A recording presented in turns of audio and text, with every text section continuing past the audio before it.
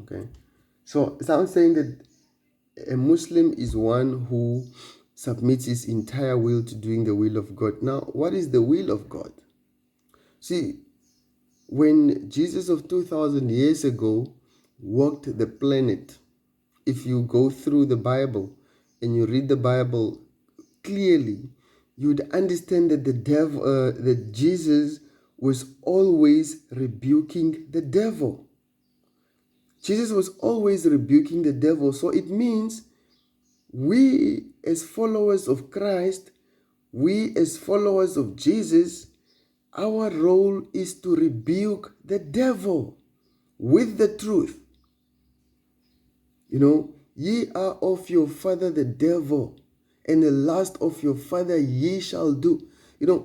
Jesus was always rebuking the devil.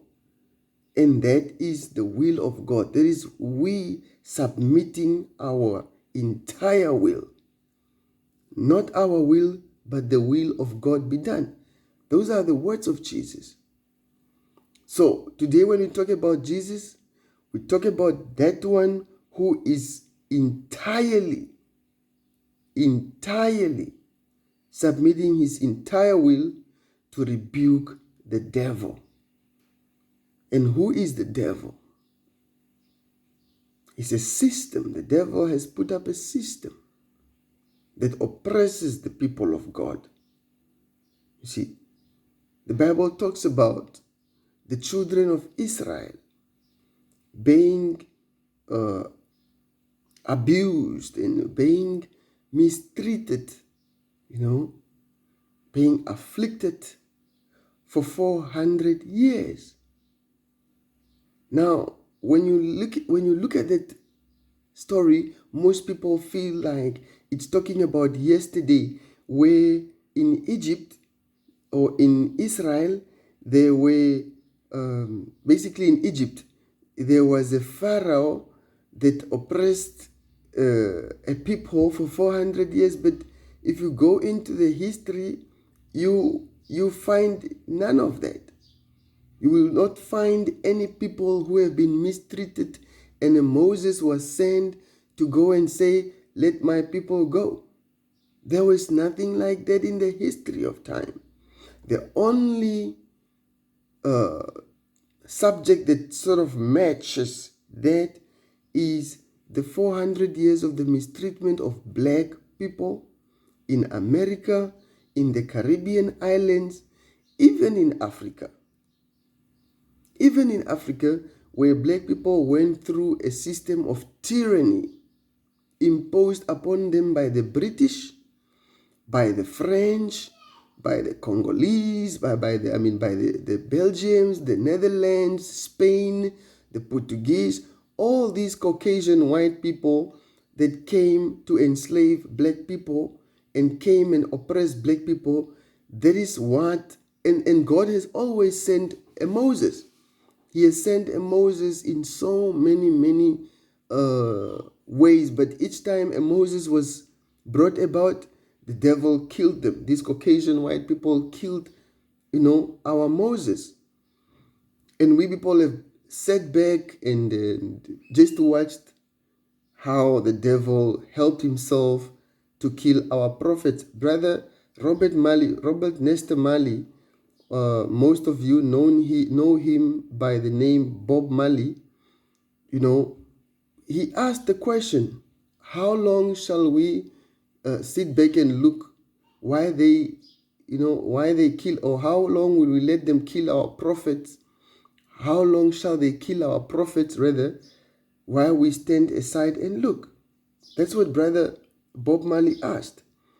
And each and every time the devil is killing our prophet, each and every time, right in our face, but we stand aside and look. We even see how they are trying to kill Brother Minister, the Honorable Minister Louis Farrakhan. No, but they can't kill that brother. No matter how much they try, they couldn't kill that brother, because that brother stands with God. He is backed by God. No, and you cannot break, or you cannot kill that which God has constituted, you know. So today we need to understand these things. We really need to understand these things. And if we turn a black eye on it, or if we turn a blind eye on it, well, by the time we are in loss, surely we are in loss if we fail to really unite. And today is really about unity, because forces are much stronger when they are united rather when they are acting independently, you know. So we need to understand all these things. We need to understand that the devil is in our midst. He has armies, standing armies. He's got submarines. He's got, lawyers. He's got doctors. He's got scientists. He got all his people in place. And equally so, although we're not going to stand here and create submarines and stuff like that, because we don't need to fight the devil. We don't need to fight the devil with the kind of weapons that the devil has. We fight the devil with truth. We fight the devil with truth. God's army will take care of us. We know that there is an army of God. As much as we don't understand, we know that there is an army of God that will fight for those who stand with the Lord, those who speak the truth and stand up against this oppressive system and these oppressive regimes, And today I want to also then speak about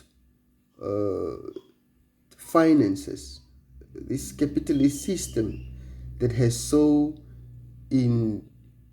infected our systems, particularly we, the black people of Africa especially, how this capitalist system has been used to keep us in bondage, to keep us not having control, not being able to define ourselves, not being able to define what happens to our own resources.